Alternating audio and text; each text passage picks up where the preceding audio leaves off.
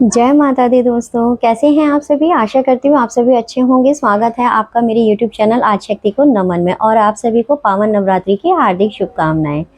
आज मैं आपके लिए फिर से एक इन्फॉर्मेटिव वीडियो लेकर आई हूँ। वीडियो को एंड तक ज़रूर देखिएगा क्योंकि वीडियो आपके लिए बहुत ही महत्वपूर्ण होने वाली है, क्योंकि ये वीडियो है आपके नवरात्रि के पूजा पाठ के रिगार्ड। जो मनुष्य, जो साधक, जो भक्त माता रानी के इन पावन नवरात्रि में पूजा अर्चना कर रहे हैं, दुर्गा सप्तशती का पाठ कर रहे हैं या दुर्गा चालीसा का पाठ कर रहे हैं या फिर निर्वाण मंत्र का जाप कर रहे हैं या उन्होंने अखंड ज्योत जला रखी है या नित्य प्रतिदिन वो अपने जो भी मन क्रम वचन से पूजा पाठ कर रहे हैं, तो अष्टमी और नवमी वाले दिन उन्हें एक छोटा सा हवन करना ज़रूर चाहिए अपने घर में।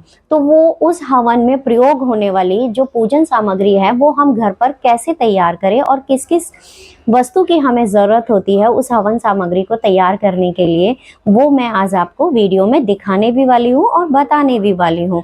साथ के साथ मैं ये बता दूँ आपको कि इन नवरात्रि में आपको जो है अष्टमी और नवमी के दिन अगर आप हवन करेंगे तो वो हवन आपको कन्या पूजन से पहले करना है। कन्या पूजन से पहले इसलिए कह रही हूँ क्योंकि माता रानी को जो भी आपने भोग, हलवा पूरी चने नारियल आदि का जो भी आपने मेवा मिष्ठान माँ के लिए भोग के लिए बनाए हैं वो आप उनको अर्पित करेंगे, उनकी आरती उतारेंगे।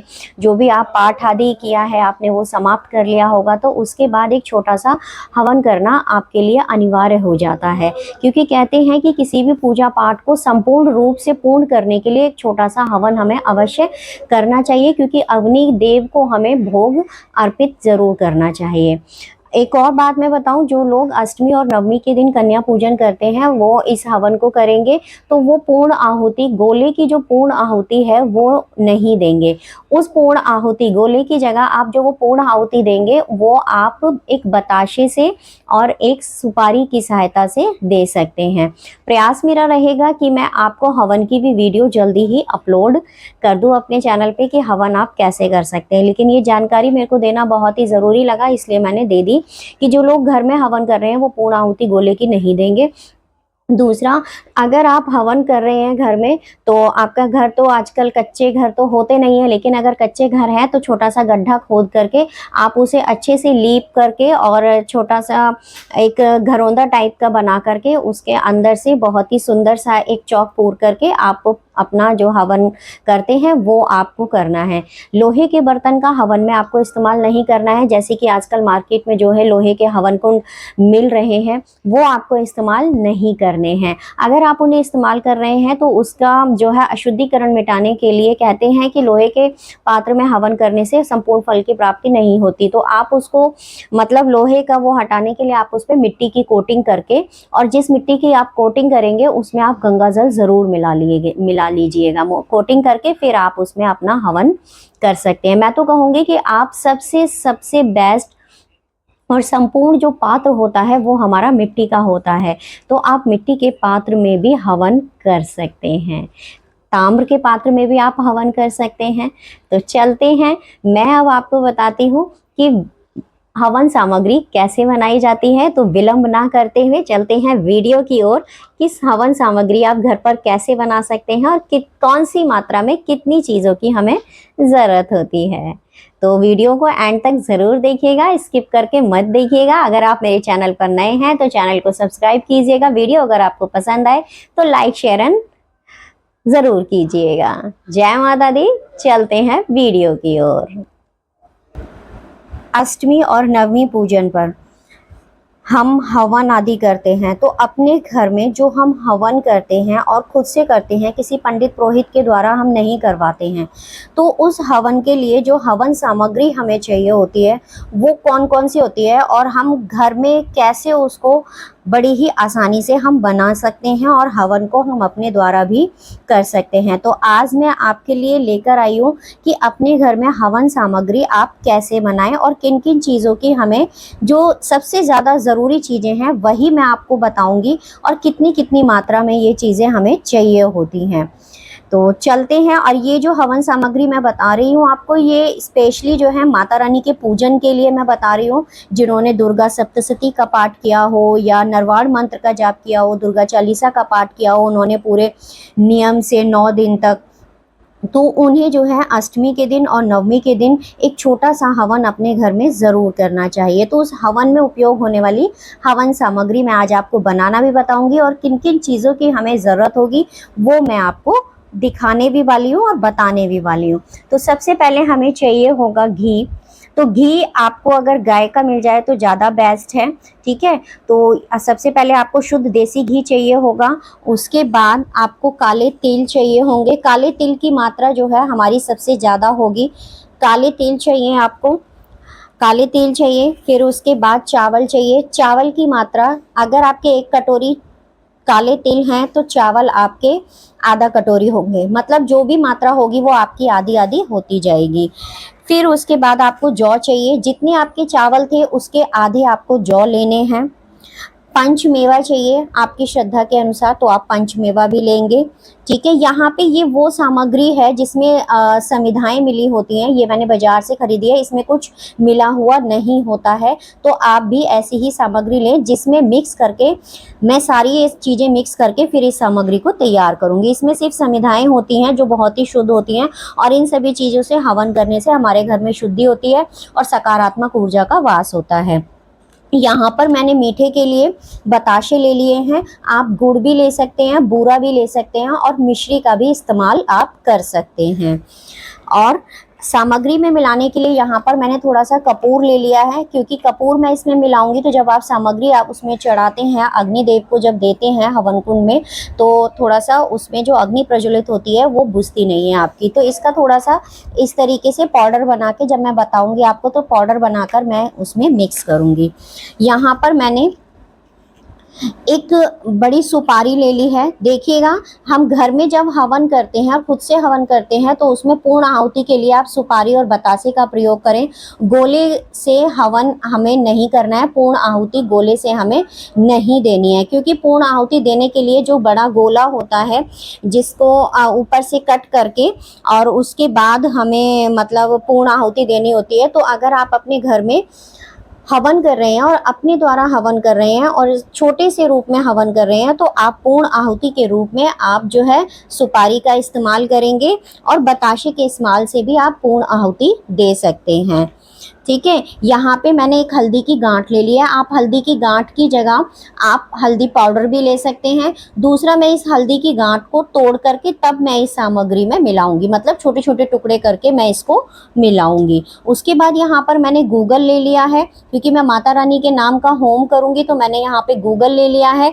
लौंग के जोड़े ले लिए हैं, 9 लौंग के जोड़े, और यहाँ पर मैंने 9 ही आपको इलायची ले ली है।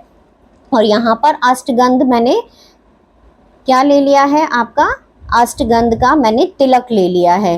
तो अष्टगंध का तिलक मैं आपको यहाँ पे इसलिए बता रही हूँ क्योंकि अष्टगंध का जो तिलक होता है, जो चंदन होता है, चंदन जो होता है वो आप सभी देवी देवताओं को अर्पित कर सकते हैं। तो आप भी यही इस्तेमाल कीजिएगा। तो ये भी सामग्री में मिलाएंगे। अब मैं आपको बताऊं कि सामग्री मैं कैसे बनाने वाली हूँ, कैसे हम सारी चीज़ों को मिक्स करेंगे। तो सबसे पहले हम सारी सामग्री को गंगा जल और उस जल की सहायता से हम यहाँ पर शुद्ध कर लेंगे। शुद्ध करने के लिए मैंने यहाँ पे गंगा जल और ये इसमें थोड़े थोड़े छींटे दे देंगे, क्योंकि इसमें हर तरीके के हमारे हाथ लगे होते हैं। वैसे तो देखिएगा ये मेरी सारी पूजन सामग्री है तो शुद्ध ही थी, लेकिन फिर भी जब हम कोई पूजा पाठ आदि करते हैं तो हम सबसे पहले गंगा जल से सभी चीज़ों को शुद्ध कर लेते हैं। तो मैंने यहाँ पर सभी को शुद्ध कर लिया है। शुद्ध करने के बाद यहाँ पर मैंने एक प्लेट ले लिया। प्लेट लेने के बाद सबसे पहले जो समिधाओं वाली जो सामग्री होती है वो मैं यहाँ पर डाल रही हूँ। देखिएगा, इसमें किसी भी प्रकार का कोई और मिश्रण नहीं है, जैसे कि आपको दिखाई भी दे रहा होगा कि कोई और चीज़ इसमें मिली हुई, जैसे जौ हो गए, आपके चावल हो गए, ये सारी चीज़ें आपकी मिली हुई नहीं है। इसके बाद आप इसमें क्या मिलाएंगे, काले तिल मिलाएंगे। काले तिल मिला दिए आपने इसमें, काले तिल। फिर उसके बाद आप जौ मिलाएंगे, जौ मिला दिए इसमें आपने। फिर इसमें चावल मिलाएंगे आप। अक्षत, ध्यान रखिएगा कि पूजा पाठ में जो आप अक्षत इस्तेमाल कर रहे हैं, अक्षत आपके टूटे हुए नहीं होने चाहिए। फिर मैं इसमें यहाँ पर पंचमेवे का प्रसाद, पंचमेवा जो है वो मिक्स कर रही हूँ यहाँ पर। और देखिएगा, मैंने हल्दी की गांठ को अच्छे से छोटा छोटा टुकड़ों में कर लिया है। अब इसमें क्या है, हल्दी की गांठ है, लौंग है, इलायची है और थोड़ा सा माता रानी को जो हम डेली पूजा अर्चना में गूगल अर्पित करते हैं, उनकी पूजा में जो अग्यारी में, ये वो सारे सामग्री, तो वो भी मैं इसके अंदर मिला दूंगी, वो भी मैं मिला दूंगी इसमें। और यहाँ पे मीठे के लिए मैं बतासों को यहाँ पर तोड़कर मिक्स करूँगी। आप यहाँ पर गुड़ और बूरे का भी इस्तेमाल कर सकते हैं, मिश्री का भी इस्तेमाल कर सकते हैं, आप शक्कर का भी इस्तेमाल कर सकते हैं। तो यहाँ पर मैंने बतासों को तोड़ करके ऐसे मिला लिया है मीठे के तौर पे। तो मीठे में आप कोई भी चीज़ इस्तेमाल कर सकते हैं। यहाँ पे ये सारी चीज़ें मैंने मिक्स कर ली हैं। मिक्स करने के बाद अब मैं यहाँ पर थोड़ा सा जो अष्टगंध चंदन है, हल्का सा मैं वो इसमें मिक्स करूँगी। अष्टगंध चंदन थोड़ा सा हल्का सा मैंने ये भी इसमें मिक्स कर दिया है। उसके बाद यहाँ पर अब सबसे लास्ट में बारी आती है मेरी कपूर की। ये कपूर मैं इसलिए, ये आप स्किप भी कर सकते हैं क्योंकि इसमें घी मिलेगा तो अग्नि वैसे ही प्रज्वलित हो जाएगी, लेकिन मैं कपूर अपनी सुविधा के लिए, और मुझे लगता है कि कपूर का और धूप का इस्तेमाल, हमारी पॉजिटिव वाइब्स आती है हमारे घर में, जितनी भी नेगेटिविटी होती है वो दूर होती है। तो इसलिए मैं यहाँ पर सामग्री में कपूर को थोड़ा पाउडर के रूप में यहाँ पर इस्तेमाल कर रही हूँ, क्योंकि कपूर से, धूप से, होम आदि करने से, काले तेल से, जौ चावल आदि से होम करने से घर में जितनी भी नकारात्मक ऊर्जा होती है वो निकल जाती है और पॉजिटिव वाइब्स हमारे घर में आती हैं, और माँ दुर्गा इसी सामग्री से किए हुए हवन से जो है खुश हो जाती हैं। अब उसके बाद बारी आती है हमारी इसमें घी की। तो घी आप देखिएगा, आप अपनी सुविधा अनुसार घी इसमें डाल सकते हैं। मैंने घी डाल दिया। अब मैं ये सारी सामग्री ऐसे मिक्स कर देती हूँ। देखिएगा, देखिए अब ये सामग्री आपकी रेडी हो गई है। आप इससे माता रानी के हवन को आप कर सकते हैं। ये सामग्री आपकी रेडी हो गई है। तो इस तरीके से आपको सामग्री रेडी कर लेनी है। और ध्यान रखिएगा, आपकी सामग्री जब रेडी हो जाती है तो आपको ये ध्यान रखना है कि सामग्री को आप उतना ही बनाएं जितना कि आप हवन में एक बार में आप इस्तेमाल कर सकें। इसको किसी कंटेनर आदि में भर के ना रखें, क्योंकि देखिएगा जब हमें भूख लगती है हम तभी भोजन बनाते हैं ना अपने लिए। तो देवी देवताओं को भी भोग की जितनी भी सामग्री होती है, चाहे वो खाने पीने का हुआ या फिर ये हवन की सामग्री हुई, तो वो तभी रेडी की जाए तो वो ज़्यादा अच्छा होता है। कुछ लोग क्या करते हैं कि सामग्री को एक साथ बना के रख लेते हैं, फिर उसमें फंगस आदि लग जाता है तो हम देख नहीं पाते हैं, तो वो जो है ठीक नहीं है। तो आपको सामग्री तभी रेडी करनी है जब आप हवन कर रहे हो। तो जय माता दी। जानकारी अगर आपको अच्छी लगी और मेरे द्वारा बताई गई जानकारी आपको पसंद आई हो तो वीडियो को लाइक शेयर ज़रूर कीजिएगा, और अगर आप मेरे चैनल पर नए हैं तो चैनल को सब्सक्राइब ज़रूर कीजिएगा। मिलते हैं ऐसी एक इन्फॉर्मेटिव वीडियो के साथ। मैं आपको अपनी आने वाली वीडियो में हवन कैसे करना है ये भी मैं आपको बताऊंगी कि नव दुर्गा जो चल रहे हैं, हमारे नव दुर्गा की पूजा अर्चना के जो नवरात्रि के पावन पर्व चल रहे हैं, उसमें जो अष्टमी नवमी तिथि में जो हवन किया जाता है वो आपको कैसे करना है उसकी भी वीडियो आपको जल्दी ही मेरे चैनल पर मिलेगी। तो जय माता दी, हर हर महादेव।